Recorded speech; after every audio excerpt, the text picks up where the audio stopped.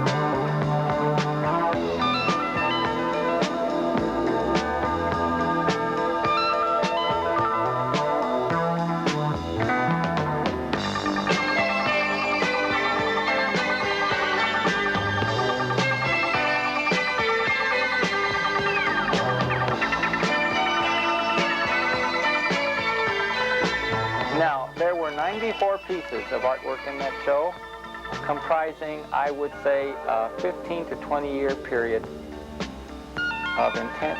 Well, except for the 5 years. Well, even in the 5 years, I said I didn't work, but that's not true. It seems as if I didn't, but I always was able to. Well, that's why the things got smaller, I guess. But I guess maybe there were 2 or 3 months at a time in that 5 year period that I didn't work, but then again there were times that I did. I would say that it was about a 15 or 20 year period that those 94 pieces were made. When I work about 10 or 12 hours a day, and for the small pieces, I work very intensely, if I do say so. And for the smaller, well, such as this piece. Now this looks like a real simple thing, simple form and such like that, but it's got a wire frame, it's got the fiber, it's got the acrylic polymer, it's got all the detail. I put the same intensity of work on the small pieces as I do on the large. This took easily 3 weeks of real concentrated work. Because not only do I have to sculpt it, but then I have to paint it. I might say where most sculptors leave off, I start. And by painting it, getting it just where I want it, it could easily be 3 or 4 weeks of work. On the larger pieces, I could have 6 months of the intense and steady work on them. So it's very time consuming. I have at the moment maybe 50 or 75 pieces in progress, and it's sort of like putting them through a funnel. I'll work on a large number and gradually get them more and more refined, and then it comes down to that one piece that is at the very tip of the funnel that I'm working on, and that takes the 3 weeks to 3 or 6 months. Because once I work on them. If I'm sculpting them, I can work on a large number and put a coating on this or sand 2 or 3 at a time. But once I start painting them, it's so consuming that I can just work on one at a time. And that's where the bottleneck occurs. I'll tell you, just to give you an idea, we were watching, was it the Davis Cup? McEnroe and who's that sweet? Beyond Board. This was a couple years ago. And I was working on Ma, which was at that exhibit. And Ma has 4, of course, being 4-legged, it had these 4 little paws. I was working on a little blue line on one of her paws at the start of the Davis Cup. They played the entire match. How many sets? I don't know. How many times the ball bounced back and forth? I don't know. Hundreds of times. They left the court. I was still painting on that little line. I had maybe gone about 2 inches. They left. They went home, went to their parties, dinners. I kept painting on that. 4 inches by 5 o'clock. Maybe by that 9 or 10 o'clock at night, I had done 5.5 inches on it. Just the blue line. There's where your time goes. But it's worth it. So I worked 3 months on this thing, on the memorial to One Man Band. And I covered it with 500 nudes.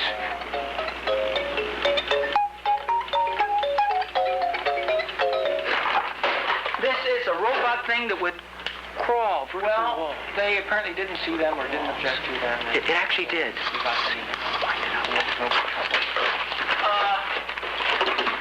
fox. And the other reason was because that was one of the other times I'd gone out of business. I'd broken my foot.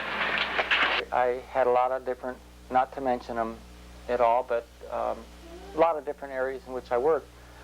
One of which was shown in the 60s documentary when I was had a theatrical act, a one-man band, which I think that ceased. Although I had 2 or 3 comebacks that I staged, more or less that stopped at the time of that documentary. Oh, you cannot shove your granny off a bus.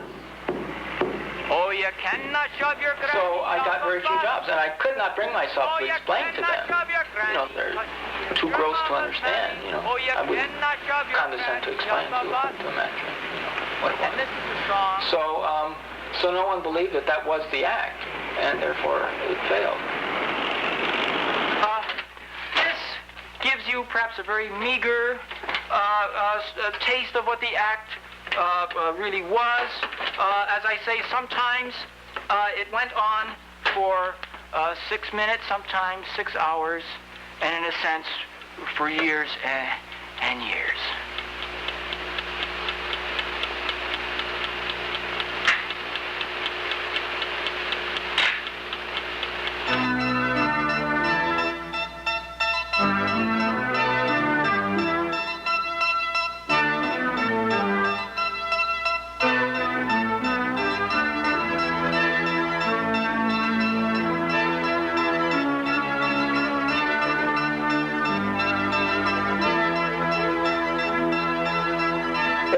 Specific ideas for individual pieces, I'll generally wake up at night and they'll be revolving around, and I'll get up in the morning and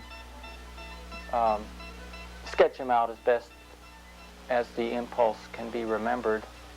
Some of the some of the materials are anatomical, maybe parts of the anatomy, or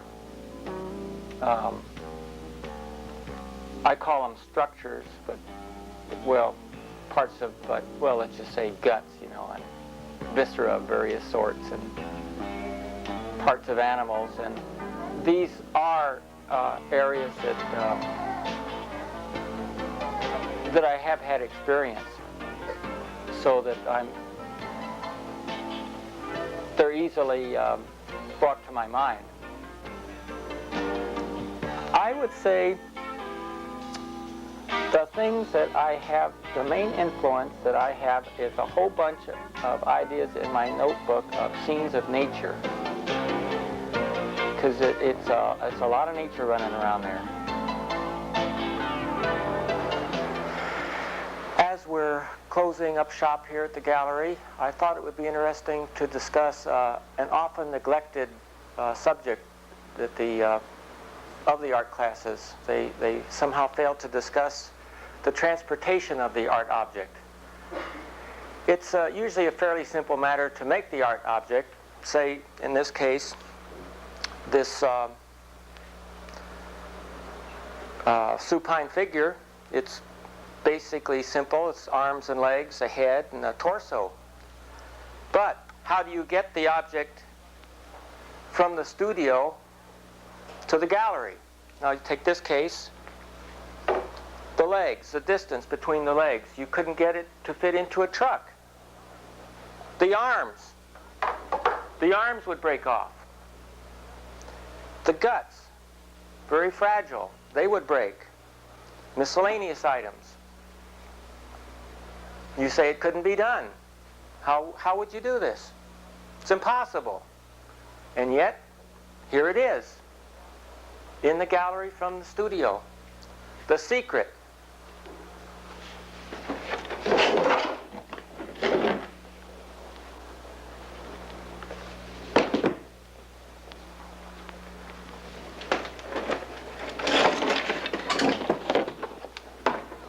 See, now the legs can be taken separately, wrapped, taken out to the truck.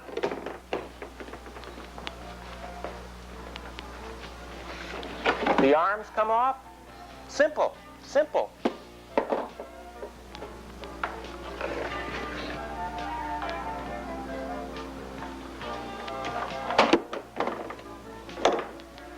And finally, the guts.